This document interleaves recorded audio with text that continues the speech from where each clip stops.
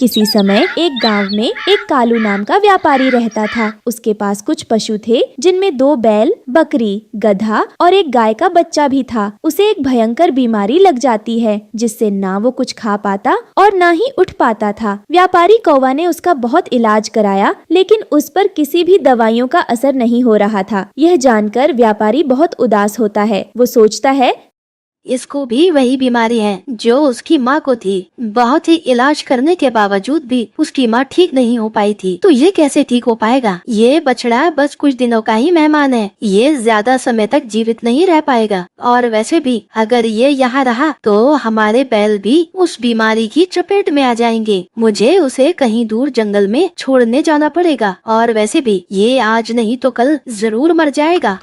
वो किसान उस बीमार बच्चे को अपने साथ जंगल में ले जाने लगा और चलते हुए बोलता जा रहा था, है ऊपर वाले, मुझे तो बहुत बड़ा घाटा हो गया। ये बछड़ा तो कुछ भी नहीं खा रहा था और न ही इस पर कोई दवाइयों का असर हो रहा था। ऊपर से खर्चा भी बढ़ रहा था। कहीं इसकी ये लाइलाज बीमारी मेरे और बैलों को लग जाती तो मैं बर्बाद हो जाता। और फिर उस बछड़े को एक गड्ढे में मरने के लिए फेंक देता है। बछड़ा बेचारा खून से लूलूहान होकर वहीं पड़ा रहता है। कुछ देर बाद वहाँ एक रानो नाम की चिड़िया अपनी एक गाय के साथ वहाँ आती है। उसकी नजर जब गड्ढे में पड़ती है तो उसमें उसे एक अधमरा बछड़ा दिखाई देता है। वो उसे तुरंत निकालती है और अपने घर ले जाती है। अरे बेटी सुनो, तुम जल्द से जल्द जंगल से कुछ जड़ी बूटियां ले आओ। मुझे एक बछड़ा गड्ढे में मिला था। लगता नहीं कि अब यह जीवित रह पाएगा, लेकिन फिर भी प्रयास करना ही होगा। माँ, तुम इस बछड़े को यहाँ क्यों लाई? इसकी वजह से हमारी गाय में भी यह बीमारी फैल जाएगी। तुम्हें पता नहीं है कि इसे बहुत खतरनाक बीमारी है जिसका कोई इलाज नहीं। तुम इसे वापस छोड़ के आओ। तुम इसकी चिंता मत करो, इस बीमारी का इलाज है। तुम जल्द से जल्द कुछ जड़ी बूटियां ले आओ।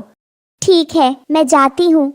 रानो चिड़िया जब बाहर आती है तो वो देखती है कि उसकी गाय उस बीमार बछड़े के पास बैठी थी। वो खुश होती है। फिर रानो चिड़िया जड़ी बूटियों का उपयोग करके उनकी दवाई बनाती है और बछड़े को खिला देती है। कुछ दिनों तक दवाई खिलाने के बाद वो बछड़ा बिल्कुल ठीक हो जाता है। सभी बहुत खुश होते हैं। रानो चिड़िया उसका नाम सोना रखती है। सोना को नया और अच्छा मालिक मिल गया था और एक माँ भी। कई महीने बीत जाते हैं। अब वो मरियल और कमजोर बछड़ा एक हट्टा कट्टा बैल बन गया था। एक दिन एक जमींदार चील रानो के घर आता है। काफी महीने हो गए, लेकिन अब तक तुमने मेरा उधार नहीं चुकाया। अगर आज तुमने मेरा उधार नहीं दिया तो तुम्हें मुझे अपनी सारी खेत की जमीन देनी पड़ेगी। हाँ, मैं जानती हूँ सेठ जी। मुझे आप बस फिर से कुछ महीनों का समय दीजिए। मैं पक्का आपका सारा उधार चुका दूंगी। कैसे चुकाओगे उधार? काम धंधा तो कुछ करती नहीं और ना ही तुम अपने खेत में फसल बोती हो, तो मैं कैसे यकीन करूं?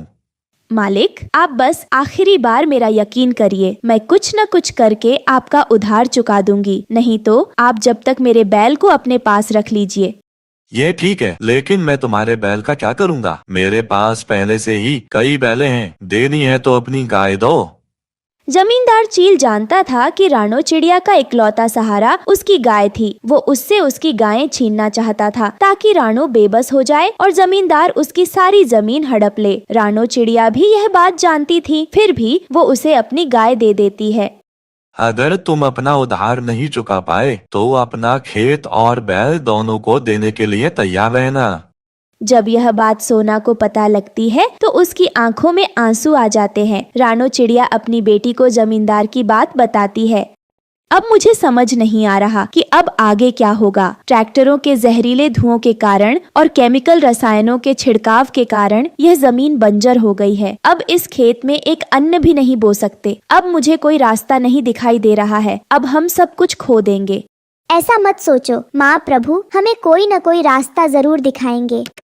सोना बेल यह सब सुनता रहता है। उसे भी समझ आ जाता है कि उसका मालिक मुसीबत में है। तभी सोना एक बैल होने के बावजूद रानो चिड़िया की मदद करने की सोचता है।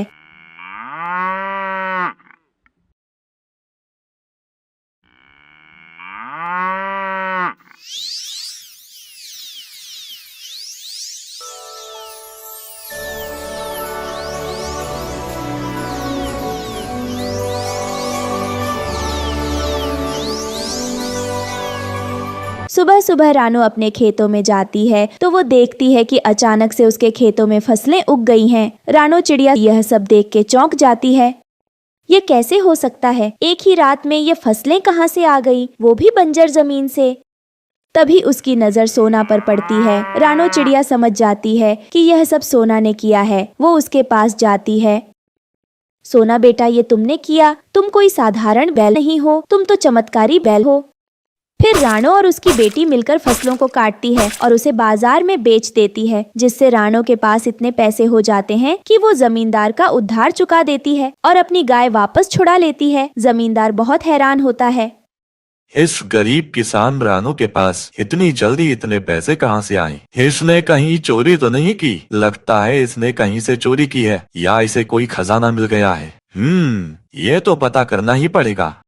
आज तो कमाल हो गया। हमारा सोना साक्षात नंदी जी का अवतार है। इसने एक ही रात में बंजर खेत में फसलें उगा दी। हम किस्मत वाले हैं कि हमें ये जादुई बैल मिला। माँ, लगता है अब सोना के कारण हमारी सारी गरीबी मिट जाएगी। जमींदार यह सब सुन लेता है। वो जान जाता है कि किसान के पास एक जादुई बैल है। अब वो उसे पाना चाहता था। जमींदार चील उस बैल को चुरा लेता है और उसे ले जाने लगता है। वाह वाह, क्या बात है! ये बैल तो पूरे सोने की मशीन है। अगर मैं इसे बेचूंगा तो मैं मालामाल हो जाऊंगा। सोना जानता था कि यह जमींदार उसे कहाँ ले जा रहा है, लेकिन वो चुपचाप उसके साथ चलता है। फिर वो जमींदार चील सोना बैल को उसी व्यापारी के पास ले जाता है जिसने सोना को मरने के लिए गड्ढे में फेंका था। अरे व्यापारी जी, देखो, मैं एक हट्टा कट्टा बैल लाया हूँ और ये एक चमत्कारी बैल भी है। अरे जमींदार जी, आइए आइए, यह बैल तो सच में बहुत ताकतवर लग रहा है। ऐसा बैल तो हमारे पास भी नहीं है। अगर ये सच में चमत्कारी है तो मैं नहीं मानता, लेकिन फिर भी मैं इसे खरीदने के लिए तैयार हूँ। वो व्यापारी सोना को नहीं पहचान पाता, लेकिन सोना उसे पहचान लेता है। वो पलटता है और जमींदार को एक लात मारता है, जिससे जमींदार दूर जाके गिरता है। फिर सोना सभी बैलों को अपनी शक्तियों से आजाद कर देता है। सभी बैल और गाय इधर उधर घूमने लगती है। बचाओ बचाओ, बचाओ, कोई मुझे बचाओ। जिसके कारण वो व्यापारी उनके नीचे आके अपने प्राण त्याग देता है। फिर सोना भागकर वापस अपने घर जाता है, जहाँ सभी उसे ढूंढ रहे होते हैं। सोना, कहाँ हो सोना मेरे बेटे? अगर आपको ये स्टोरी अच्छी लगी हो तो लाइक, सब्सक्राइब और शेयर जरूर करना। धन्यवाद। रामपुर के जंगल में टुन्नू नाम का एक पक्षी अपनी पत्नी रानो चिड़िया के साथ रहता था। वो बहुत ही गरीब था और जंगल से लकड़ी काट कर लाता था और उसी को बेचकर अपना गुजारा करता था। उनकी एक बेटी भी थी। एक दिन रानो, अरे ओ रानो, मैं जंगल जा रहा हूँ लकड़ियाँ लाने। तुम खाना खा लेना और गुड़िया का ख्याल रखना। आप भी अपना ध्यान रखना। जंगल में शिकारी पक्षी बहुत आए हुए हैं। टुन्नू जंगल में जाकर लकड़ियाँ काटने लगता है। तभी वो देखता है, ये क्या है? ये तो एक छोटा सा बछड़ा है और गड्ढे में गिर गया है और उसकी माँ ये गाय आसपास घूम रही है। अगर मैं उसको निकालने में समय लगा लूंगा तो लकड़ियाँ नहीं काट पाऊंगा और गाय को चिल्लाते हुए भी नहीं देख सकता। मुझे मदद करनी ही पड़ेगी। और टुन्नू चिढ़ा जाकर गाय के बछड़े को गड्ढे से निकालता है। उन्हें बचाने में उसका अच्छा खासा समय चला जाता है और वो बस थोड़ी सी ही लकड़ियाँ काटता है। आज तो बहुत थोड़ी ही लकड़ियाँ हैं, कैसे गुजारा होगा?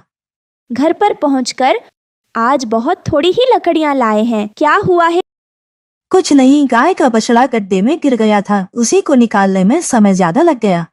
हे ऊपर वाले, तू कब हमें रोजगार में बरकत देगा? हम कब 2 वक्त की रोटी चैन से खा पाएंगे? हमारी बेटी भी भूखी है। तभी गाय की आवाज आती है और दोनों घोंसले से निकलकर बाहर आते हैं। हे ऊपर वाले, हमारे खाने का तो ठिकाना भी नहीं है और तुम ये गाय और इनके बछड़ों को भी घर ले आए। लगता है ये गाय मेरे पीछे पीछे आ गई है। मैंने इसकी मदद की थी इसलिए मेरे साथ आ गई है। मैं इन्हें नहीं लेकर आया।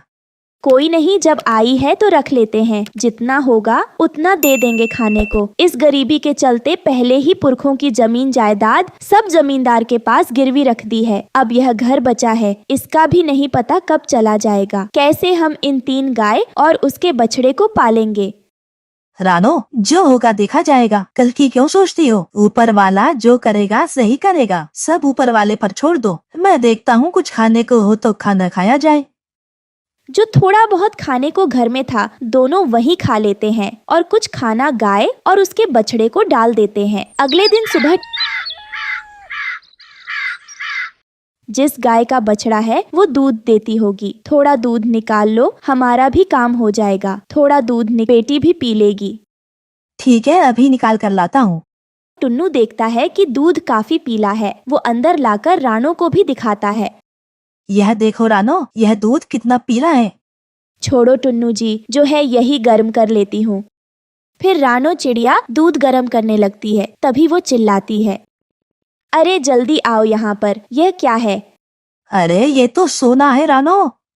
यानी कि यह गाय सोने का दूध देती है। हे ऊपर वाले, तूने हमारी सुन ली। अब हमारे दुखों का निवारण हो जाएगा। हाँ सही कह रही हो तुम। अब हमारी गरीबी भी दूर हो जाएगी और हमारी बेटी भी औरों की तरह स्कूल जा पाएगी। हमें चलकर गाय का धन्यवाद करना चाहिए, उसने हमारी मदद की है। और फिर दोनों गाय के पास पहुंच जाते हैं। हे गौ माता, आपके दूध से जो सोना निकला है उससे हमारी बहुत मदद हो गई। आपका बहुत बहुत धन्यवाद। तभी दूसरी गाय गोबर कर देती है। अजी यह देखो, सोने का गोबर। लगता है भगवान हम पर बहुत प्रसन्न हो गया है जो हमें यह गाय दी है।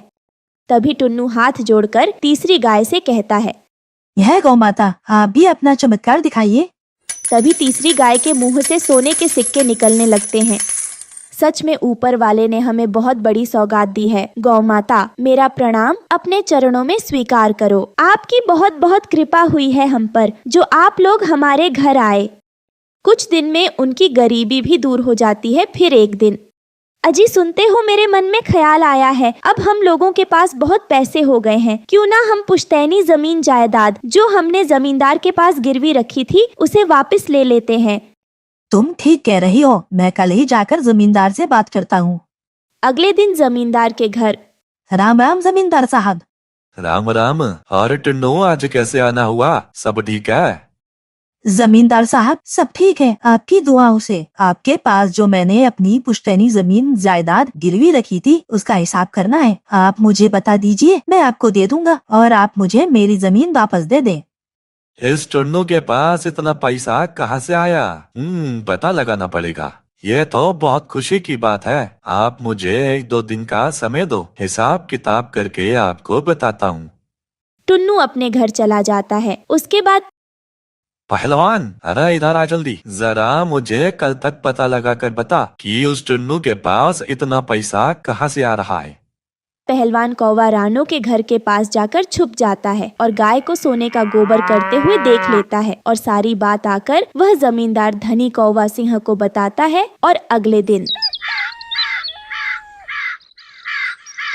टुन्नू, तुम्हारी पुश्तैनी जमीन के बदले तुम्हें मुझे अपनी गाय देनी होगी।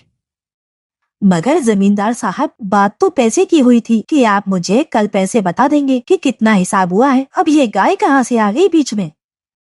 देख लो टुन्नू, अगर तुम्हें अपनी जमीन चाहिए तो मुझे गाय ही चाहिए। टुन्नू चिड़ा घर आकर सारी बात रानो को बताता है। दे दो गाय हमारे पास तो फिर भी 2 गाय रहेंगी। अगर जमीन जायदाद नहीं छुड़वाई तो हमारे पूर्वजों की आत्मा को शांति नहीं मिलेगी। ठीक है, जैसा तुम कहती हो कर लेता हूँ। मन तो नहीं करता, मगर कोई चारा भी तो नहीं है। अब अगले दिन टुन्नू चिड़ा जमींदार कालू को एक गाय दे आता है और अपने सारे कागज जमींदार से ले आता है। अब आएगा मजा। अब मैं इसके गोबर से जो सोना मिलेगा उससे बहुत अमीर हो जाऊंगा। हा हा हा। अगले दिन, अरे इसका गोबर कहाँ है? पूरा दिन गाय ने गोबर नहीं किया मालिक। बेवकूफ, तुमने खाना खिलाया था या नहीं? और खिलाओ खाना। सुबह नौकर खूब सारा खाना गाय को खिलाते हैं, लेकिन गाय गोबर करने की जगह बीमार पड़ जाती है।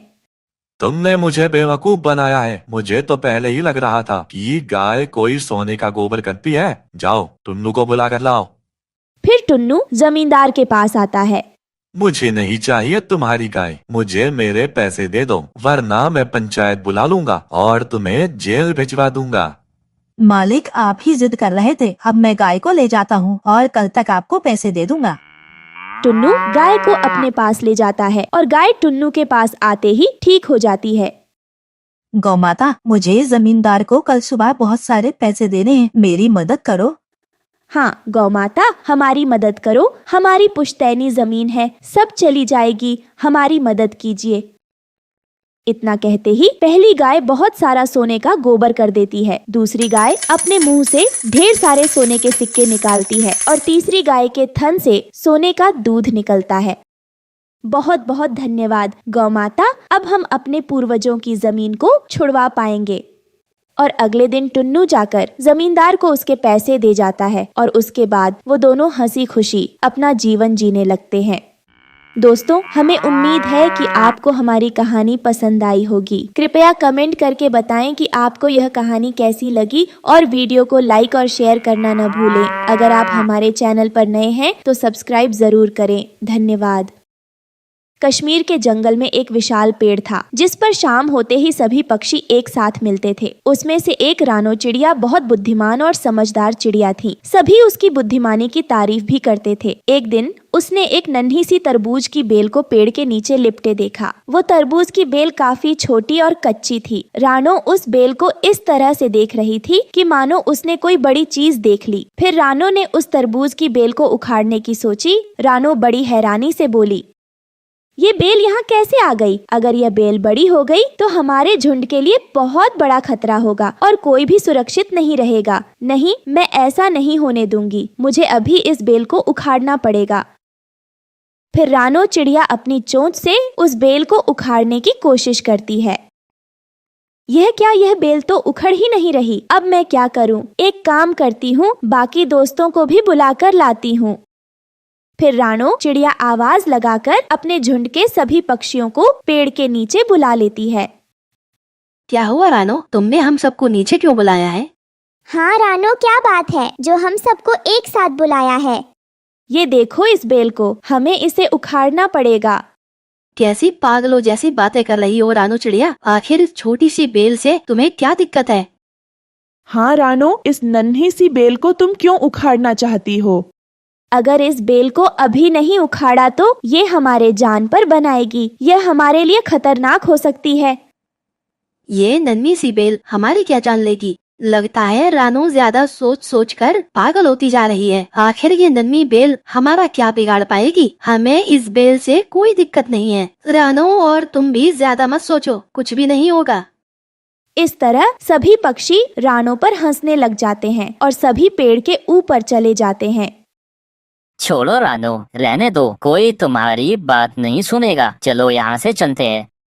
कुछ दिनों में धीरे धीरे वो बेल बढ़ती जाती है और उस पर बड़े बड़े तरबूज लग जाते हैं। वो तरबूज की बेल पेड़ को पूरी तरह से जकड़ लेती है और सभी पक्षियों का उस पेड़ पर आना जाना लगा रहता था। यह सुंदर सी बेल हमारे लिए आखिर कैसे खतरा हो सकती है? बहुत सुंदर है ना ये बेल, और इस पर कितने अच्छे तरबूज लगे हैं। हाँ हरिया तोता, तुम सोच रहे होगे कि यह सुंदर सी तरबूज की बेल हमें कैसे नुकसान कर सकती है। हाँ रानो, मुझे अभी भी समझ नहीं आ रहा है, आखिर ये तरबूज की बेल हमारे लिए कैसे खतरा बन सकती है। हरिया, समझने के लिए एक पल ही काफी होता है। आज या कल तुम समझ ही जाओगे। दूसरी तरफ सुनो दोस्तों, तुम्हें नहीं लगता रानो का दिमाग कुछ ज्यादा ही चल रहा है? हाँ कालू, बात तो तुमने सही कही। देखो तो आते ही हरिया तोता को अपना ज्ञान बांटना शुरू कर दिया। छोड़ो कालू, चलो, हमें अपने घर भी तो जाना है। फिर वो सभी अपने घर के लिए निकलने लगते हैं। तभी कालू को झाड़ियाँ हिलते दिखती है। चलो कालू चले, वहाँ क्या देख रहे हो? फिर वो सभी वहाँ से चले जाते हैं। तभी उस झाड़ी से एक शिकारी बाहर निकलता है। वह बाल बाल बच गया। अगर वो कौवा मुझे देख लेता तो बहुत बड़ी समस्या हो जाती। अब जल्दी से जाल लेकर आता हूँ और उस पेड़ पर बिछा देता हूँ। शिकारी अपना जाल लेकर आता है और पेड़ के नीचे आकर खड़ा हो जाता है। ओए ओए, कितना बड़ा पेड़ है। चलो अच्छा है, इस पेड़ पर चढ़ने के लिए ये तरबूज की बेल भी है। अब जल्दी से इस पेड़ पर चढ़ता हूँ और जाल बिछा देता हूँ। फिर शिकारी तरबूज की बेल की सहायता से पेड़ पर चढ़ता है और जाल बिछा देता है। अरे कालू, वो देखो, रानो अकेले पीछे क्यों उड़ रही है?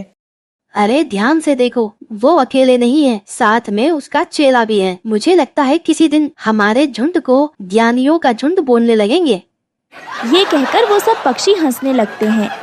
तुम उन्हें कुछ कहते क्यों नहीं? जब भी देखो हर कोई तुम्हारा मजाक ही उड़ाता रहता है। तुम इस झुंड की सबसे समझदार और बुद्धिमान चिड़िया हो। क्या तुम उन लोगों को कुछ नहीं बोलोगी? तुम्हें इस झुंड का नेतृत्व करना चाहिए। नहीं, मैं किसी को कुछ नहीं बोल सकती, न ही मैं इस झुंड का नेतृत्व कर सकती हूँ। कोई मेरी बात नहीं सुनेगा। अब तुम्हें ही इस झुंड का नेतृत्व करना चाहिए। तुम आगे जाओ। ठीक है रानो, जैसा तुम कहो। शाम होते ही सभी पक्षी उस पेड़ के पास आ जाते हैं। जैसे ही सब पेड़ पर उतरे तो सारे एक एक करके शिकारी के जाल में फंसते गए। जब वो जाल में फंस गए और एक दूसरे को देखते रहे तो तब उन्हें रानो की बुद्धिमानी और समझदारी का पता चला। तभी रानो चिड़िया भी वहाँ आ गई। हे भगवान! अरे नहीं, ये क्या तुम सब ठीक तो हो ना? हम मूर्ख हैं रानो, हमें माफ कर दो। रानो, हमने तुम्हारे साथ बहुत गलत व्यवहार किया है। अब तुम माफी क्यों मांग रहे हो? यह सब तुम्हारी ही गलती है। अगर तुमने रानो चिड़िया की बात मान ली होती तो हम इस समस्या में नहीं फंसते। नहीं, हम इस समस्या में इस तरबूज की बेल के कारण आए हैं। इस तरह से सभी बहस करने लगते हैं। ठीक है, अब शांत हो जाओ। अब मुझे तुम्हें इस जाल से निकालने के लिए कुछ उपाय सोचने दो। रानो, हम सब मूर्ख हैं। हम तो माफी मांगने के लायक भी नहीं हैं। हम बहुत शर्मिंदा हैं रानो। अब इस संकट से निकलने का उपाय तुम ही हमें बता सकती हो। और सुनो रानो, आगे से हम सब तुम्हारी कोई भी बात नहीं टालेंगे। पर साथियों, मुझे भी कुछ समझ नहीं आ रहा। मैं क्या करूं? कैसे तुम सबको इस परेशानी से बाहर निकालूं? वो सब पक्षी बहुत परेशान थे। तभी उस बेल पर लगा तरबूज उन सब पक्षियों से कहता है, मेरी बात ध्यान से सुनो पक्षियों, तुम सब घबराओ मत। मैं तुम्हें इस परेशानी से बाहर निकाल सकता हूँ। सुनो पक्षियों, जब वो शिकारी आएगा तो तुम सब मरने का नाटक करना। शिकारी तुम्हें मुर्दा समझकर जाल से निकालकर पटकता जाएगा। वहाँ भी मुर्दों की तरह पड़े रहना। जैसे ही तुम सबको वो बाहर निकाल देगा तो मैं आवाज लगाऊंगा, तो तुम सब मेरी आवाज सुनते ही उड़ जाना। क्या तुम सब समझ गए? हाँ जादुई तरबूज, हम सब समझ गए। आपका बहुत बहुत शुक्रिया जो आप इतनी बड़ी परेशानी में हम सबकी मदद कर रहे हैं। फिर सुबह हो चुकी थी। सबको शिकारी के आने का इंतजार था और जब शिकारी आया तो पक्षियों को मरा देखकर हैरान हो गया, क्योंकि उन सभी पक्षियों ने वैसे ही किया जैसे उस जादुई तरबूज ने कहा था। अरे ये सब कैसे मर गए? अब मैं मरे हुए पक्षियों का क्या करूँगा? अब इन्हें फेंकने के अलावा मेरे पास कोई उपाय नहीं है। शिकारी ने जाल उतारा और सचमुच ही पक्षियों को मरा हुआ समझकर जमीन पर पटकता गया। आय हाय, मार दिया रे। जैसे ही शिकारी ने आखिरी पक्षी को निकाला तो जादुई तरबूज ने तुरंत आवाज निकालना शुरू कर दिया। शिकारी ने जैसे ही हैरानी से ऊपर देखा तो सारे पक्षी एक साथ उड़ गए। शिकारी उन्हें उड़ता देख हैरान रह गया, लेकिन कालू का पैर जाल में फंस गया। बचाओ बचाओ, अरे कोई मुझे बचाओ।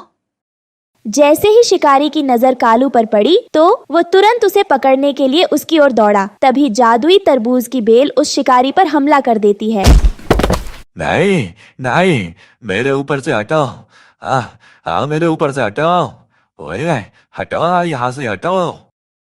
फिर वो सब तरबूज की बेल शिकारी पर हमला कर देती है और फिर पक्षी कालू को उस जाल से छुड़ाते हैं। ओए छोड़ दो मुझे माफ कर दो। मैं दोबारा ऐसा कभी नहीं करूँगा। ओए हटाओ, छोड़ दो मुझे छोड़ दो। और इस तरह सब पक्षी तरबूज की बेल की वजह से शिकारी की जाल से निकलकर अपनी जान बचा पाए। और उस दिन से किसी भी पक्षी ने रानो की बात नहीं टाली। अब रानो ही झुंड का नेतृत्व करने लगी और वो सब पक्षी एक साथ खुशी खुशी रहने लगे। दोस्तों, हमें उम्मीद है कि आपको हमारी कहानी पसंद आई होगी। कृपया कमेंट करके बताएं कि आपको यह कहानी कैसी लगी और वीडियो को लाइक और शेयर करना न भूलें। अगर आप हमारे चैनल पर नए हैं तो सब्सक्राइब जरूर करें। धन्यवाद। गुड़िया अपनी माँ रानो चिड़िया के साथ रहा करती थी। उनके पापा के न होने के कारण घर में किसी मर्द का सहारा नहीं था। रानो खेती में अनाज की छंटाई का काम करती और बचा कुचा अनाज घर ले जाती। उसी से वो अपने परिवार का पेट भरती। कुछ समय बीत जाता है। रानो चिड़िया की सेहत अचानक बिगड़ जाती है, जिससे वो काम पर नहीं जा पाती। उनकी ऐसी हालत देख आस पड़ोस के पक्षियों से जितना बन पड़ता उतना गेहूं देकर उनकी मदद किया करते थे। एक दिन गुड़िया बेटी ने माँ से पूछा, माँ रोटियाँ बना दूँ? मटके में गेहूं पड़ा हुआ है जिसे छांटना है। मैं साफ कर दूंगी माँ, मैं उसी की सफाई के लिए जा रही हूँ। पर माँ गेहूँ में बहुत कंकर हैं, सफाई करने में 1 घंटा लग जाएगा। आधे से ज्यादा तो कंकर और गेहूँ तो ना के बराबर होता है। ये किसने ऐसा गेहूँ दिया है? मुफ्त में मिला हुआ गेहूं ऐसा ही तो होगा बेटा, अपनी किस्मत में यही लिखा है बेटी। तभी दरवाजे पर ढोल बजाते हुए एक बाबा आए। गरीबों की सुनो, वो तुम्हारी सुनेगा। तुम 1 पैसा दोगे, वो 10 लाख देगा। बाबा हमारे पास कुछ नहीं, आप अगले घर जाइए। दहलीज पर आए हुए बाबा को खाली हाथ नहीं भेजा करते। जो है वह दे दो बेटी। माँ बेटी के मना करने पर भी बाबा जी वहाँ से नहीं हिले। इसलिए गुड़िया ने अपनी माँ से कहा, माँ हमारे पास जो है उन्हें देंगे तो उन्हें खुद समझ में आ जाएगा। फिर गुड़िया कंकर से भरा हुआ गेहूं वो बाबा को देने जाती है। ये देख बाबा गुड़िया चिड़िया की ओर देखते रहे।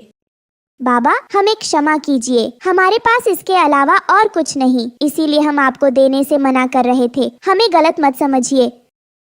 कोई बात नहीं बच्चा, क्या हुआ, पुण्य खाली नहीं जाता। ये